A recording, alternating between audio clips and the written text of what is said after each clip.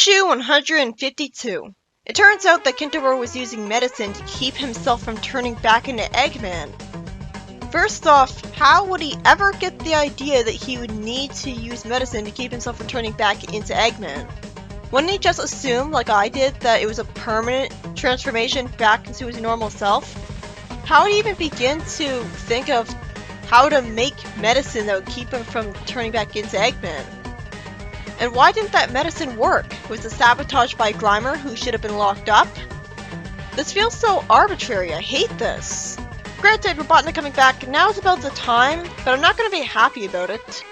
Eggman says that since he shares Kintobor's memories, all of a sudden we had no memory of Kintobor last time he was Eggman.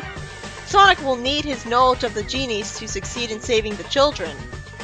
Why would he want him to save the children? Why would he ever give him any advice on that at all? Sonic steps into a green spider web, and for some reason Eggman tells him to get out of there when he wants him dead.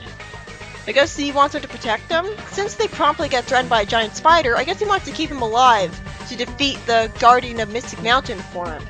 After Sonic complains that he hates spiders as if he's afraid of them, he says that he shouldn't have much trouble since the spider's pretty slow. Because of this, I assumed that he would have trouble right away.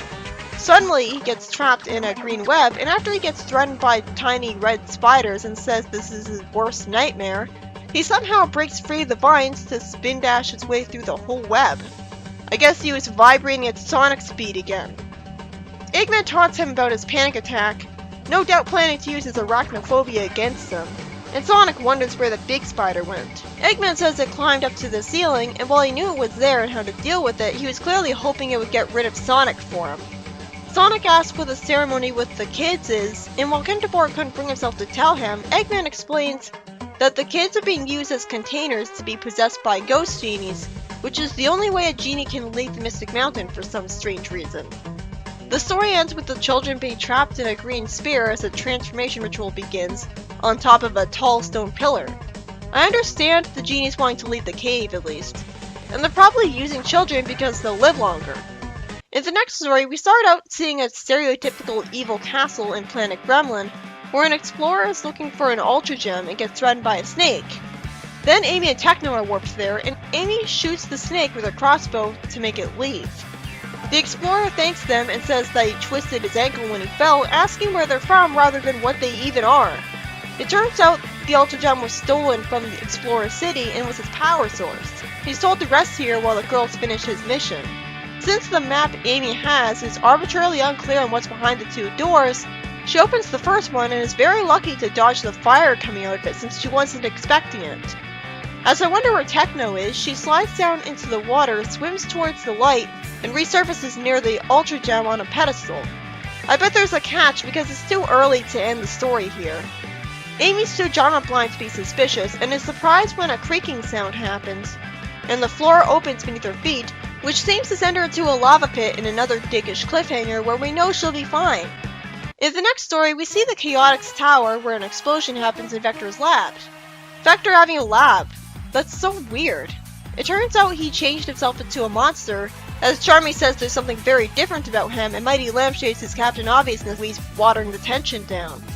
Espio snarks that to know what to do, they should ask Vector, and Charmy says that's a good idea, causing the Chaotix to wonder if he's trying to annoy them on purpose. I guess if he was trying to do that, well, he wants to stay with the Chaotix, doesn't he? Wouldn't that be really stupid of him, because he just get kicked out like he was briefly? Then turns out that a bad guy was the one who caused the explosion that mutated Vector in the first place, naturally as it wouldn't make sense for Vector to make himself an evil monster on purpose. He plans to take over the Special Zone, and oh, that's the Crimson Cobra, so that plot thread's being picked up. Espio tells Mighty to stop Vector since he's the muscle of the group, and Mighty wastes time complaining about Espio telling him what to do. Espio then says he'll take care of it himself for some reason, and grabs onto Vector as he goes out the window. After he falls, and it's implied Charmy caught him, we see that Vector is climbing a building, and Espio has a Captain Obvious moment that he's become a giant. Oh, so he can get away with those, but not Charmy. A tiny beam of light hits nearby, as Mighty says they've got to do something, and Espio hypocritically calls him out on being a Captain Obvious. You know, their rivalry is annoying. The Crimson Cobra says that his brain scrambler will affect Mighty's emotions and make him unable to control himself. Mighty then complains about Espio giving him a hard time when he's the one who let Vector get away. No, that was Mighty's fault for not doing anything, and Espio had to go do something instead. The Chaotix' dynamic is so bad in this comic. It's hard to believe they're all friends when none of them ever show that they care about each other. The story ends with Mighty throwing Espio, and the Cobra looking forward to the team tearing itself apart so he can take over. And that's the only reason that the Chaotix stay friends, so that they can beat villains. The first story was by Nigel Kitchen and didn't get much done. It turns out Kintobor had been drinking medicine to keep himself from turning into Eggman, but somehow it didn't work. That's even more arbitrary than him being tricked into drinking medicine that turns him back into Eggman. How could he possibly turn back without doing the same experiment again? Sonic gets threatened by spiders and told that the genie ghosts need to possess children to get out of the cave, and he finds them at the transformation ritual. Again, that's creative. The second story was by Lee Stringer and had Amy go save an explorer from a serpent, be told that the Ultra Gem is needed to power a city, and she falls towards a lava pit after picking up the gem from what she should have expected to be a trap pedestal. She should have picked it up and then ran away and jumped back into the water as fast as possible.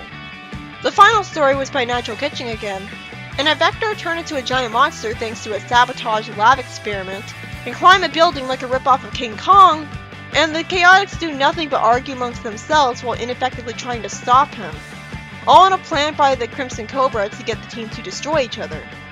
I did not expect Mighty to just complain about being told what to do instead of going after a Vector to fight him.